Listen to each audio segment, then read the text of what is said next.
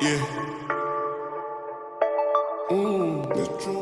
we've got heaps of work on at the moment. This is an 80 series cruiser we've just started on. We're doing almost everything on this and some. So it's getting overhauled injectors and the valve clearance is set, which is just a maintenance thing. We're doing a G-turbo green wheel, which is just a good overlanding turbo, minimal lag, an intercooler and airbox upgrade. We're then moving on to the driveline. It's getting Eden E-lockers and 488 nitro crown wheel and pinions with solid crush tubes. The customer's also requested a part-time four-wheel drive conversion. We're doing a full overlanding setup in the back. It's literally getting a kitchen sink. It's getting a heated shower. It's just a heap more nice custom things that the customer wants, so it's like a nice vehicle to take overlanding.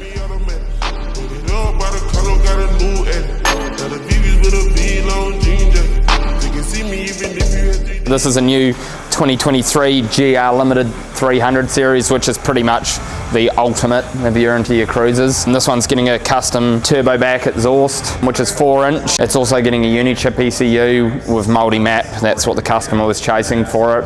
We're lucky enough in this new building that all the fabrication gets done in a completely separate part, so there's no risk of damage to the vehicles.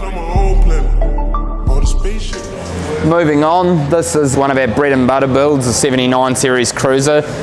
We've built a few trucks for this guy. He's a good friend of mine, Callum, from the South Island. The deck's actually getting done by Philip Pro-Built in the South Island, which are just an epic deck. If you're in Christchurch and you want one built, he is the man to go to. It's getting leather interior. That's one thing that's been holding up the project.